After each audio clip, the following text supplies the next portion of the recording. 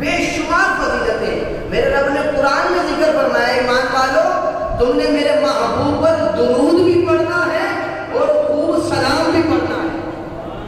فرمایا اللہ پاک نے جب یہ تورات شریف کھولتا تھا اور ہمارے محبوب حضرت محمد مصطفیٰ صلی اللہ علیہ وسلم کا نام دیکھتا تھا تو ہمارے محبوب کے نام کو یہ چومتا بھی تھا اور اپنی آنکھوں سے بھی لگایا تھا اور ساتھ میں یہ میرے محبوب پر درود پڑھتا تھا۔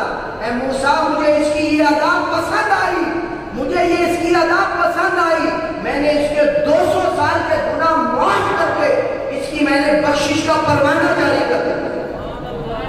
سنیے مسلم شریف کی حدیث پاک، میرے حضور نے فرمایا انما انا قاسم واللہ یعطی، حضور نے فرمایا میں تقسیم کرنے والا ہوں اور اللہ عطا کرنے والا ہے۔ تقسیم کون کرتا ہے؟ تقسیم محبوب کر رہے ہیں، عطا کرنے والی ذات رب کی ذات ہے۔ شاعر کہتا ہے نبی مختار کل ہے جس کو جو چاہے عطا کر دے، زمین کو آسماں کر دے، سریا کو سرا کر دے۔ یہ اختیار، یہ اتھارٹی اللہ پاک نے اپنے محبوب کو عطا کی۔ حضور کا فرمان ہے سبحان اللہ والحمدللہ تملا المیزان، کہ جو بندہ ایک دفعہ سبحان اللہ گئے، ایک دفعہ الحمدللہ گئے، اللہ پاک میزان کو جہاں ہمارے اعمال تولے جائیں گے نیکیوں سے بھر دیتا ہے۔ تو کوئی لفظ خاموش نہ رہے، ذرا سارے بولے سبحان اللہ۔ کہا مجھے یہ بتاؤ ہمارے عیسیٰ علیہ السلام کا ایک امتی، ان کی یہ شان ہے کہ وہ خالی ہاتھ نہیں لٹاتے، تو کیا آپ کے محبوب، آخری نبی صلی اللہ علیہ وسلم کے پاس یہ اختیارات ہیں، یہ اتھارٹی ہے، یہ طاقت ہے؟ ایسے لوگوں سے بچیں جو کہتے ہیں امی کا معنی غلط طریقے سے کر کے کہتے ہیں کہ امی کا معنی جو ہوتا ہے وہ تو ان پڑھ ہوتا ہے اور لہذا معاذ اللہ حضور ان پڑھ تھے، اس طرح کے جملے کہتے ہیں۔ فرمانے آخری نبی رسول ہاشمی صلی اللہ علیہ وآلہ وسلم نیت المؤمن خیر من عملی، یعنی مومن کی نیت اس کے عمل سے بہتر ہے۔ آئیے ہم بھی جمعہ المبارک کی ان بابرکت گھڑیوں کو جو جامع مسجد نمرہ کے اندر گزارنے کی سعادت حاصل کر رہے ہیں، تو آئیے اس سے پہلے ہم بیان سننے سے پہلے اچھی نیتیں کر لیتے ہیں، کیونکہ حضور نے فرمایا کہ بغیر اچھی نیت کے کسی بھی اپنے خیر کا ثواب نہیں ملتا۔ اور بخاری شریف کی پہلی حدیث پاک بھی یہ ہے انما الاعمال بالنیات، اعمال کا دار و مدار نیتوں پر ہے۔ تو ہم بھی اچھی نیتیں کر لیتے ہیں۔ میں نیت کرتا ہوں اللہ پاک کی رضا پانے اور ثواب کمانے کی غرض سے انشاءاللہ الکریم بیان کروں گا۔ آپ بھی نیت کر لیں، خوب توجہ کے ساتھ بیان کو سماعت کریں گے انشاءاللہ الکریم۔ اور ایک چھوٹا سا مسئلہ بھی سماعت فرما لیں کہ جب قرآن پاک کی تلاوت ہو رہی ہو یا آپ نعت خوانی کی محفل میں بیٹھے ہوں یا اسی طرح علماء کرام تشریف لاتے رہتے ہیں، بیانات کا سلسلہ ہوتا ہے، تو اس وقت علماء نے، شریعت نے اس چیز سے منع کیا کہ اگر خطاب ہو رہا ہے، تلاوت ہو رہی ہے، نعت ہو رہی ہے، اس وقت آپ کوئی دوسرا کام اب نہیں کریں گے۔ جیسے کہ دوسرے کام سے مراد کہ اب درود پاک اس وقت نہیں پڑھ سکتے۔ کیوں؟ کیونکہ اس وقت بیان ہو رہا ہے، اس کو توجہ سے سنیں گے تو اس کا فائدہ ہوگا۔ اسی طرح ذکر و اذکار کر رہے ہیں، اس کو بھی روک دیا جائے گا کہ تاکہ توجہ کے ساتھ بات کو سنا جائے اور سمجھا جائے۔ اور قرآن میں رب نے فرمایا نا وَإِذَا قُرِئَ الْقُرْآنُ فَاسْتَمِعُوا لَهُ وَأَنصِتُوا لَعَلَّكُمْ تُرْحَمُونَ، کہ جب قرآن کی تلاوت کی جائے تو اس کو خاموشی کے ساتھ سنو۔ اب ادھر علماء نے بیان کیا، چاہے وہ قرآن کریم ہو، چاہے وہ نعت خوانی ہو، چاہے وہ حدیث پاک ہو، یا اسی طرح نیکی کی دعوت دی جا رہی ہے، تو علماء نے فرمایا اس آیت کے تحت بھی یہ بیان کیا کہ آپ خاموشی اختیار کرو اور کیا کرو، خوب توجہ کے ساتھ سنو. پھر کیا ہوگا بھائی؟ رب قرآن میں فرماتا ہے لعلکم ترحمون، تاکہ تم پر رحم کیا جائے. تو ہمیں بھی چاہیے خاص طور پر ہم اس چیز کا خیال رکھیں جب بھی کسی بھی محفل میں شرکت کرنے کی سعادت ملے. ہاں اگر کوئی بیان کا سلسلہ نہیں ہو رہا، تلاوت نعت نہیں ہو رہی، تو پھر فضول بیٹھنے سے بہتر ہے کہ آپ تسبیح نکالیں اور ذکر و درود کریں. انشاءاللہ اس کا فائدہ ہوگا. اللہ پاک ہمیں ان باتوں پر عمل کی توفیق عطا فرمائے. آج کا جو میرا موضوع ہے، ٹاپک ہے، تاکہ وہ آپ کو سمجھ آ جائے کہ آج میں بیان کیا کرنا چاہتا ہوں اور آپ نے کیا لے کر جانا ہے، اس کو ہم نے اپنے پیش نظر رکھنا ہے. میرے بیان کا موضوع ہے، ٹاپک ہے کہ دونوں جہاں کی نعمتیں پیارے آقا مدینے والے مصطفیٰ صلی اللہ علیہ وسلم کے ہاتھ مبارک میں ہیں. انشاءاللہ اس حوالے سے ہم سننے کی سعادت حاصل کریں گے. میں نے پارہ 30 سورۃ الضحیٰ پڑھنے کی سعادت حاصل کی. آیت نمبر 8 ہے. اللہ پاک قرآن کریم میں ارشاد فرماتا ہے وَوَجَدَكَ عَائِلًا فَأَغْنَىٰ. ترجمہ کنز الایمان. اور اے محبوب ہم نے آپ کو پایا حاجت مند، فَأَغْنَىٰ بس ہم نے آپ کو غنی کر دیا. اعلیٰ حضرت نے یہ ترجمہ کیا ہے. اب میں اس آیت کے تحت گفتگو انشاءاللہ کریم کروں گا، اور جو میں نے آپ کو ٹاپک بیان کیا کہ دو جہاں کی نعمتیں آپ کے اور میرے آقا مولا صلی اللہ علیہ وسلم کے ہاتھ مبارک میں ہیں. انشاءاللہ اس حوالے سے میں گفتگو کرنے کی سعادت حاصل کروں گا. پیارے اسلام بھائیو، درود پاک کی بے شمار فضیلتیں، بے شمار فضیلتیں. میرے رب نے قرآن میں ذکر فرمایا ایمان والو تم نے میرے محبوب پر درود بھی پڑھنا ہے اور خوب سلام بھی پڑھنا ہے. اور جب ہم دیکھتے ہیں سنی کی طرف تو الحمدللہ سنی ہی ہے جو سینہ تان کے یہ کہہ سکتا ہے کہ ارے میں کھانا کھاتا ہوں اس سے پہلے بھی اپنے محبوب پر درود پڑھتا ہوں. میں اذان دیتا ہوں تو اس سے پہلے بھی میں اپنے محبوب پر درود و سلام پڑھ کر یہ ثابت کرتا ہوں کہ اے اللہ جو تو نے حکم دیا تھا کہ ایمان والو تم نے میرے محبوب پر درود بھی پڑھنا ہے، سلام بھی پڑھنا ہے. اے سنیو خوش نصیب ہو، ہم الحمدللہ اپنے محبوب پر درود بھی بھیجتے ہیں اور سلام بھی بھیجتے ہیں. اب آپ کو ایک درود پاک کی فضیلت سناتا ہوں، اس کو خوب توجہ کے ساتھ سنیے گا. حضرت سیدنا وہب بن منبہ رحمۃ اللہ تعالی نے آپ بیان کرتے ہیں، آپ اس حدیث کو روایت کرتے ہیں کہ بنی اسرائیل کا ایک شخص تھا، بڑا گناہ گار تھا، اور اس کے بارے میں کتابوں میں یہاں تک لکھا کہ وہ 200 سال سے اپنے رب العالمین کی نافرمانی کرتا تھا. 200 سال کا عرصہ. آج جو بندے کی زندگی ہے زیادہ سے زیادہ 70 سال، 75 سال، 80 سال، اس کے بعد بلاوا آ جاتا ہے کل نفس ذائقۃ الموت، کہ ہر ایک میں موت کا ذائقہ چکھنا ہے. اے بندے اب تیرا وقت آ گیا، اب تو بھی چل. لیکن حضرت سیدنا وہب بن منبہ اس حدیث کو روایت کرتے ہیں، اس واقعے کو روایت کرتے ہیں کہ بنی اسرائیل کا شخص اللہ پاک نے اس کو 200 سال عمر دی، لیکن اس نے 200 کے 200 سال اللہ پاک کی نافرمانی کے اندر گزار دی. اور آتا ہے کہ اب اس کی وفات کا وقت قریب آ گیا کہ بس مرنے ہی والا ہے. تو کتابوں میں لکھا 200 سال یہاں تک کہ اس کے مکمل ہو گئے، اور وہ گناہ کرتا کرتا، نافرمانی کرتا کرتا اس دنیا سے چلا گیا. اب آپ بتائیں محلے کے اندر ہمارے علاقے میں کوئی ایسا شخص ہو جو نافرمان ہو، شرابی ہو، زانی ہو، بدکار ہو، تو کیا ہم اس کا جنازہ پڑھنے جائیں گے؟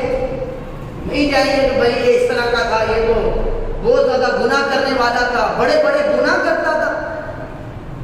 تو اسی طرح جو بنی اسرائیل کے لوگ تھے، جب وہ مرا تو کوئی اس کے قریب ہی نہیں گیا، اور کیا کیا، اس کو گھسیٹ کر کچرے کے ڈھیر پر پھینک دیا اس کی لاش کو۔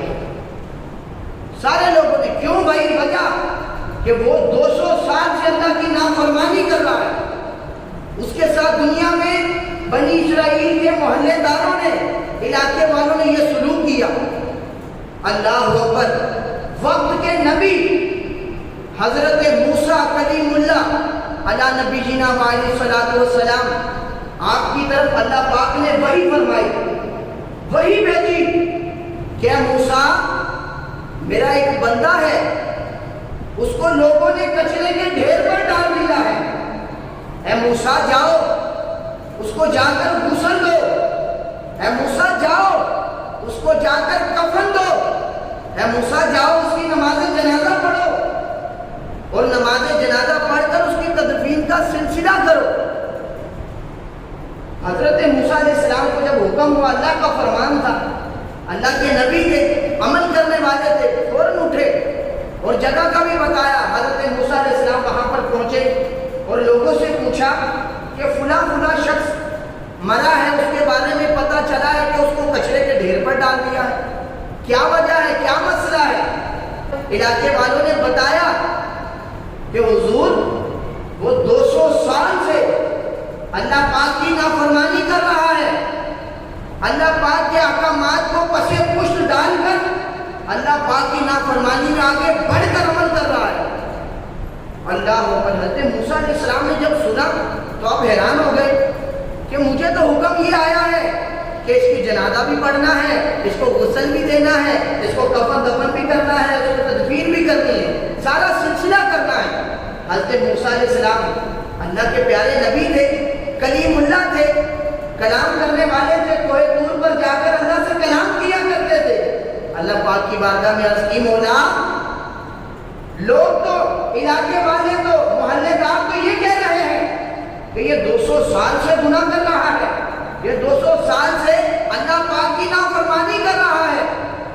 اللہ پاک نے ارشاد فرمایا، موسیٰ، یہ علاقے والے، یہ بنی اسرائیل والے صحیح کہہ رہے ہیں، بالکل سچ کہہ رہے ہیں، یہ بندہ واقعی نافرمان، یہ بندہ ایسے ہی گناہ کر رہا تھا۔ حضرت موسیٰ علیہ السلام نے فرمایا، مولا، پھر اس کو بخش دیا، پھر اس کو غسل، کفن، دفن، نماز جنازہ سارا پڑھانے کا حکم دیا، معاملہ کیا ہے؟ اللہ اکبر! اب توجہ سے سنیے گا اور کوئی لفظ خاموش نہ رہے۔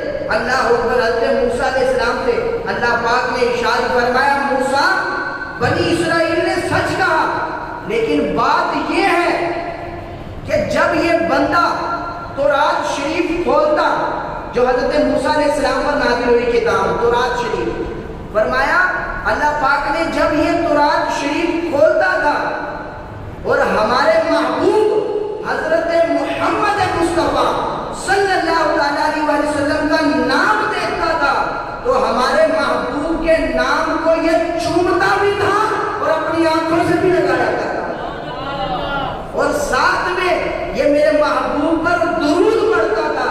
اے موسیٰ، مجھے اس کی یہ ادا پسند آئی، مجھے یہ اس کی ادا پسند آئی، میں نے اس کے 200 سال کے گناہ معاف کر کے اس کی میں نے بخشش کا پروانہ جاری کر دیا۔ تو یہ ایک بنی اسرائیل کا شخص ہمارے آقا مولا حضرت محمد مصطفیٰ صلی اللہ علیہ وسلم پر درود پڑھے تو اس کو بخشش کا پروانہ مل جائے، اس کے 200 سال کے گناہ معاف کر دیے جائے۔ تو اگر حضور کا امتی اپنے محبوب پر درود پڑھے تو اس کو کتنی برکتیں ملیں۔ تو شاعر کہتا نا، ہر درد کی دوا ہے صلی علی محمد، تعویل ہر بلا ہے صلی علی محمد۔ اور ایک شاعر کہتا ہے، اعمال نہ دیکھے یہ دیکھا، محبوب کے کوچے کا ہے گدا۔ اعمال نہیں دیکھے کہ اس نے کیا کیا عمل کیے، نانا، اعمال نہ دیکھے یہ دیکھا، محبوب کے کوچے کا ہے گدا۔ مولا نے مجھے یوں بخش دیا، سبحان اللہ سبحان اللہ۔ تو پیارے اسلامی بھائیوں، ہمیں بھی چاہیے کہ ہم اپنے محبوب پر کثرت سے درود پڑھیں، انشاءاللہ اس کی برکتیں حاصل ہوں گی۔ ارے میرے محبوب نے یہ فرمایا، جو جمعہ کے دن مجھ پر درود پاک پڑھے میں بروز قیامت اس کی شفاعت کروں گا۔ کتنا سستا سودا ہے، کتنا سستا سودا۔ اور ایک روایت میں فرمایا کہ جو شخص جمعہ کے دن 200 مرتبہ مجھ پر درود پاک پڑھے، اللہ پاک اس کے 200 سال کے گناہ معاف فرما دیتا ہے، 200 سال کے گناہ معاف فرما دیتا ہے۔ تو پھر ہمیں درود پڑھنے میں کوئی کنجوسی کرنی چاہیے، سلام پڑھنے میں کوئی کنجوسی کرنی چاہیے؟ تو پھر تو ہمیں کہنا چاہیے نا بھائی، میں کھانا کھاؤں، میں روزی کماؤں، میں اذان دینے آؤں یا میں اقامت پڑھوں، میں اپنے محبوب پر درود بھی پڑھوں گا اور سلام بھی پڑھوں گا، کیونکہ ہر درد کی دوا ہے صلی علی محمد، تعویذ ہر بلا ہے صلی علی محمد۔ اور ساتھ ہی اللہ پاک نے ارشاد فرمایا، اے موسیٰ میں نے اس کو بخش بھی دیا ہے، کس وجہ سے؟ میرے محبوب پر درود پڑھا، اور میرے محبوب پر درود پڑھنے کی برکت سے اے موسیٰ میں نے جنت کے اندر 70 حوروں کے ساتھ اس کا نکاح بھی کر دیا، 70 حوروں کے ساتھ نکاح بھی۔ ارے بھائی کیا کیا؟ نمازیں پڑھی، صدقہ خیرات کیا، روزے رکھے؟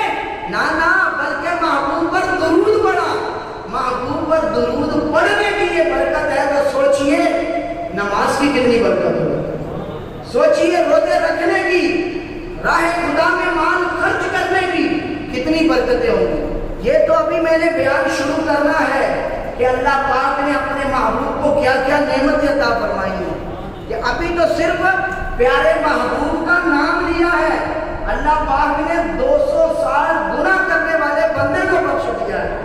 تو سوچئے کہ محبوب کو کتنے اختیارات دیے ہوں گے۔ شاعر کہتا ہے، نبی مختار کل ہے، جس کو جو چاہے عطا کر دے، زمین کو آسماں کر دے، ثریا کو سرا کر دے۔ یہ اختیار، یہ اتھارٹی اللہ پاک نے اپنے محبوب کو عطا کی۔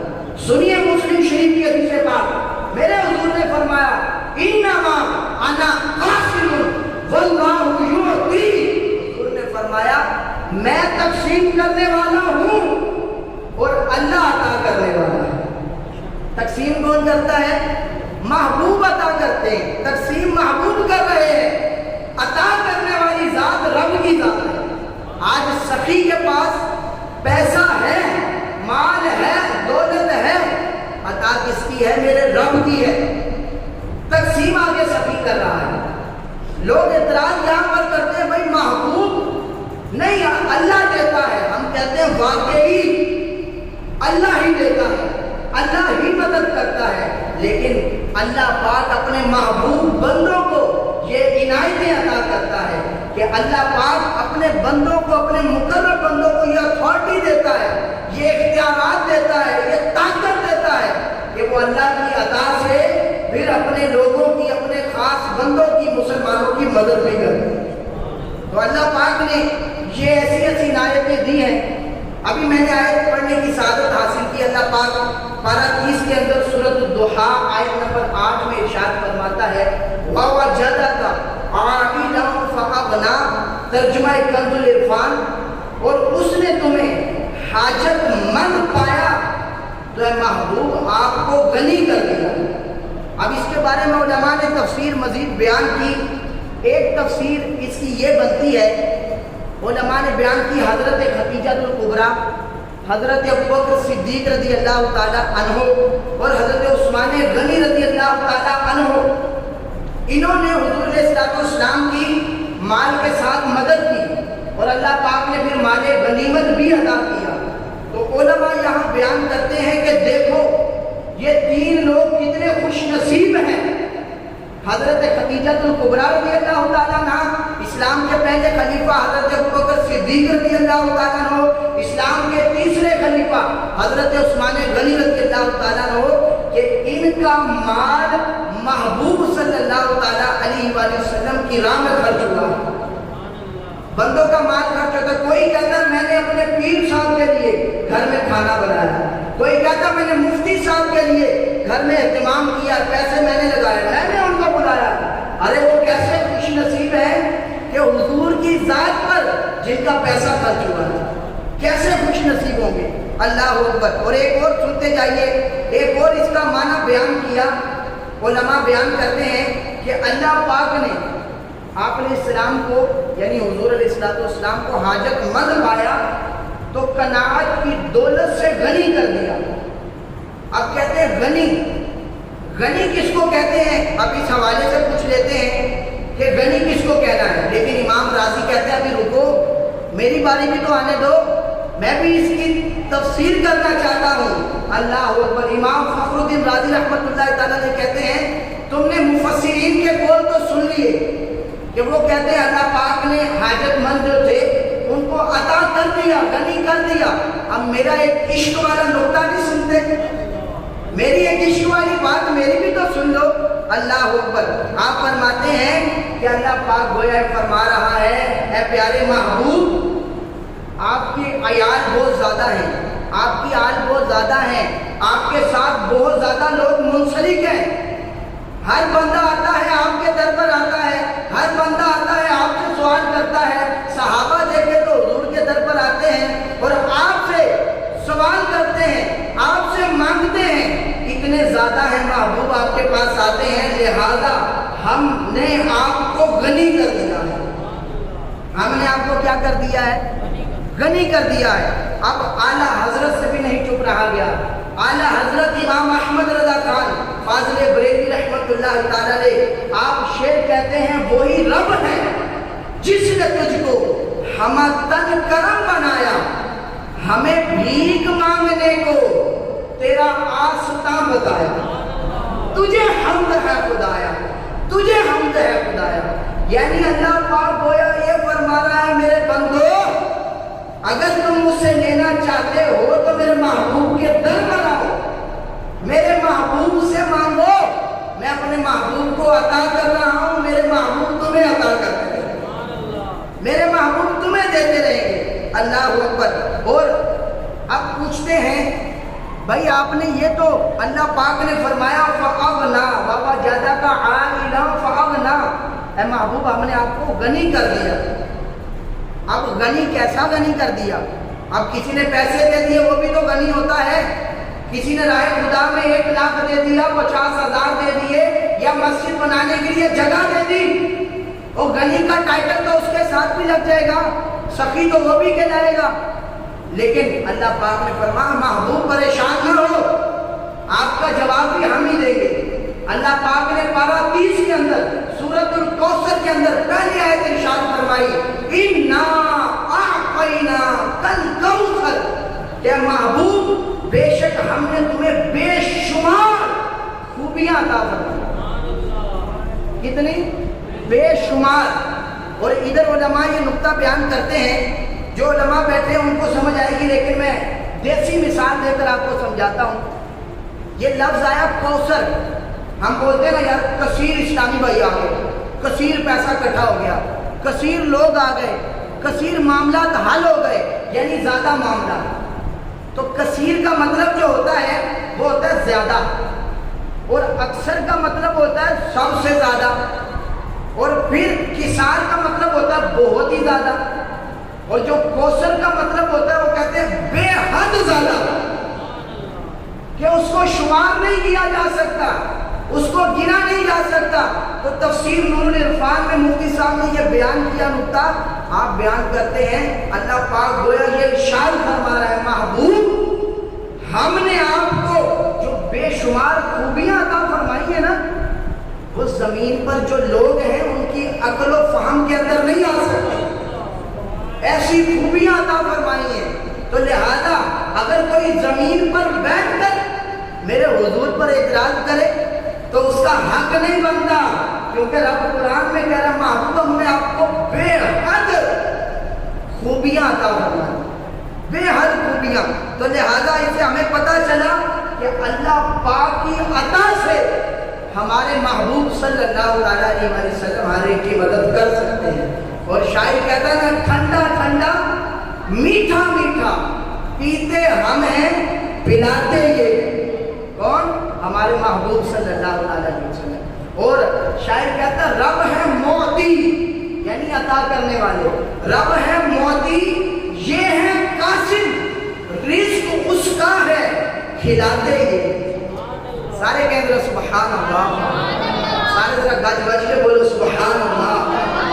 حضور کا فرمان ہے سبحان اللہ والحمدللہ تملا المیزان، کہ جو بندہ ایک دفعہ سبحان اللہ کہے، ایک دفعہ الحمدللہ کہے، اللہ پاک میزان کو جہاں ہمارے اعمال تولے جائیں گے نیکیوں سے بھر دیتا ہے۔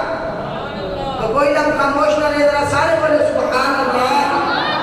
اور شاعر کہتا ہے انا اعطینا کالکوثر، ساری کثرت پاتے یہ ہیں۔ تو پیارے اسلام بھائیوں، اللہ پاک نے آپ کو یہ انعامات دیے اور اس سے ہمیں پتہ چلا یہ بابا جاتا کا عائلم فاغنا یہ آیت پڑھی اور سورہ کوثر کی جو پہلی آیت پڑھی کہ اللہ پاک نے اپنے محبوب کو اختیارات دیے ہیں، اتھارٹی دی ہے۔ اور اس کا آپ تھوڑا سا مشاہدہ کر لیں، علماء سے بھی سنتے رہتے ہیں جو علمی کتابیں پڑھتے رہتے ہیں، دین کی کتاب پڑھتے ہیں، ان کو پتہ ہوگا کہ انسانوں کو حاجت ہوتی تھی، صحابہ کو حاجت ہوتی تھی تو کس در پہ جاتے تھے؟ محبوب کے در پہ جاتے تھے۔ ارے یہاں تک کہ جانور بھی حضور کے در پر آتے تھے اور اپنا سوال عرض کرتے تھے یا رسول اللہ ہم پر کرم فرمائیے۔ جانور بھی آتے، یہاں تک لکھا کہ کوئی دنیا مانگتا حضور اس کو دنیا بھی دیتے، جو آخرت مانگتا حضور اس کو آخرت دیتے، جو جنت مانگتا حضور اس کو جنت دیتے۔ اور اسی طرح جو مال مانگتا، اولاد مانگتا، خوشی مانگتا، کچھ بھی مانگتا، میرے محبوب کے در سے کوئی خالی نہیں جاتا۔ تبھی میرے اعلیٰ حضرت کہتے ہیں واہ کیا جود و کرم ہے شہ پتہ تیرا، ارے نہیں سنتا ہی نہیں مانگنے والا تیرا۔ کہ کوئی محبوب کے در پر آئے اور محبوب کہہ دے نہیں میرے پاس اتھارٹی نہیں، میرے پاس اختیار نہیں، نا ہمارے محبوب ایسے نہیں، بلکہ محبوب تو جھولیاں بھر بھر کر دیتے تھے، محبوب تو راضی کر کے دیتے تھے۔ ایک عیسائی نے ایک عالم سے سوال کیا اور ان سے کہا کہ بھائی ہمارا جو بادشاہ حاکم ہے نا وہ کسی کو خالی ہاتھ لوٹاتا نہیں۔ تو عالم نے کہا وہ کیسے؟ تو اس شخص نے کہا، اس عیسائی نے کہا کہ اگر حاتم بادشاہ کے پاس کوئی ایک دروازے سے جاتا اور وہاں سے اس کو کچھ ملتا، اگر اس کی حاجت نہ پوری ہوتی تو وہ دوسرے دروازے سے جاتا۔ اس طرح 100 دروازے، اور یہ نہیں کہا جاتا بھائی تنو پہلے دروازے تو مل گیا ہوں دوسرے تو نہیں لبنا، یہ نہیں کہا جاتا تھا، بلکہ اس کو دوسرے دروازے سے بھی مل جاتا، اگر وہاں سے بھی اس کی پوری نہیں ہوتی تیسرے دروازے سے مل جاتا۔ اس پر ان عالم صاحب نے جواب دیا اچھا اور بتاؤ؟ اس نے کہا اسی طرح 100 تک بات جاتی لیکن اس کو واپس نہیں لوٹایا جاتا، بھائی تجھے دوسرے دروازے سے مل گیا۔ تو آپ نے کہا، اس عالم نے کہا کہ بات کیا ہے وہ بتاؤ؟ کہا مجھے اب یہ بتاؤ ہمارے عیسیٰ علیہ السلام کا ایک امتی، ان کی یہ شان ہے کہ وہ خالی ہاتھ نہیں لٹاتے، تو کیا آپ کے محبوب، آخری نبی صلی اللہ تعالیٰ علیہ وسلم کے پاس یہ اختیارات ہیں، یہ اتھارٹی ہے، یہ طاقت ہے؟ اللہ اکبر۔ آپ مسکرائے اور اس عالم دین نے کمال کا جواب دیا، کہا او نادان، یہ عیب ہے کہ تیرا بادشاہ ایک دروازے سے اس کی حاجت پوری نہیں کر سکا، اسی لیے اس کو دوسرے دروازے پر جانا پڑ گیا۔ لیکن جب میرے محبوب کی بات آتی ہے، کوئی میرے محبوب کے پاس آ جائے اور میرے محبوب سے سوال کرے، میرے محبوب اس کو اتنا عطا کرتے ہیں، اتنا عطا کرتے ہیں کہ اس کو دوبارہ آنے کی ضرورت ہی نہیں پڑتی، دوبارہ آنے کی ضرورت ہی نہیں پڑتی، تو وہ ادھر ہی چپ ہو گیا۔ تو میں یہی کہہ رہا ہوں، ارے انسانوں کو بھی اپنے محبوب کی حاجت پڑتی ہے، جانور بھی حضور کی بارگاہ میں آ کے سوال کرتے تھے، یہاں تک کہ کوئی آخرت کا سوال کرے، جنت کا سوال کرے، آج ظاہری نعمتوں کا سوال کرے، محبوب اس کو خالی ہاتھ نہیں لٹاتے تھے بلکہ عطا ہی کرتے تھے۔ تو اللہ پاک ہمیں اپنے محبوب صلی اللہ تعالیٰ علیہ وسلم سے گج وج کے محبت کرنے کی توفیق عطا فرمائے۔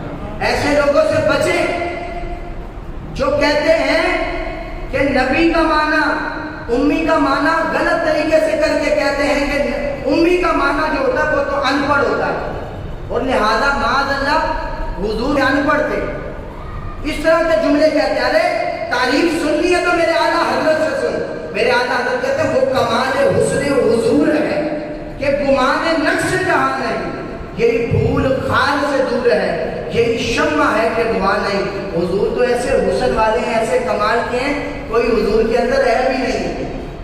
اگر اس کا ترجمہ پوچھنا ہے تو میرے اعلیٰ حضرت سے پوچھ۔ اعلیٰ حضرت نے کہا امی کا ترجمہ یہ ہوتا ہے کہ محبوب جو ہے، حضور جو ہے، وہ زمین پر کسی سے پڑے ہوئے نہیں ہیں، بلکہ اللہ پاک نے خود ان کو پڑھایا۔ یہ محبوب کی شان ہے۔ تو پیارے اسلامی بھائیوں، الحمدللہ ہماری خوش قسمتی ہے، الحمدللہ ہمیں دعوت اسلامی کا پیارا ماحول ملا۔